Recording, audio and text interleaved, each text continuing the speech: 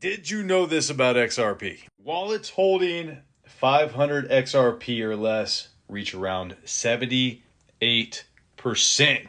of all XRP wallets. Now, how many people do you think have multiple wallets holding XRP? I got about 4. Let's just say the average is 2. Well, there is an estimated 7 to 8 million wallets holding XRP. If the average person has 2 wallets, that's only 3.5 million to begin with. We'll round it up. We'll say 4 million people have XRP.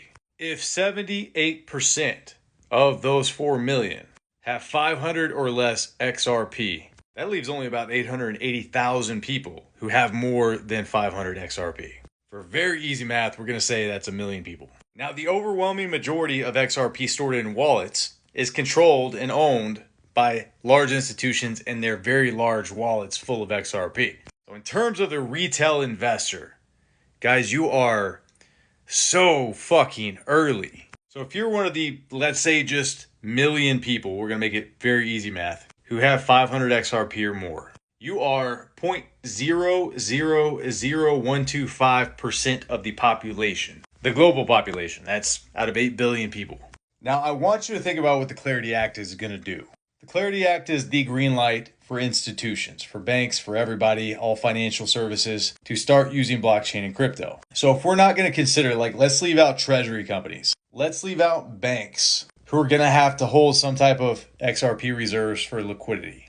Let's hold out any governments that might hold XRP for their treasuries. What happens when you have a top 3 digital asset and everybody has access to crypto through their banking app, or whenever they log into whatever app they have with their retirement plan, whether it be Fidelity or State Street or whatever, and they can go on and buy these digital assets directly through the services and providers that they already trust. When everybody has access to it and it's right in everybody's faces and they know their banks are buying it, they know other people own it, they see XRP being traded through these ETFs, these different funds. Well, guys, about 79% of the global population is banked. That leaves about 1.3 billion people who are not banked. Out of 8 billion people, roughly, because I think there's more than 8 billion people, we'll just say 7 billion people are banked. Log in to some type of banking app or some type of retirement fund. More people will learn about crypto. What happens when 7 billion people want a piece of the pie?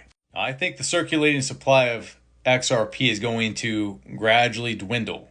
But as of right now, there's just over 60 billion circulating XRP. So what happens when 7 billion people want a piece of that pie? If 60 billion XRP was evenly distributed against the 7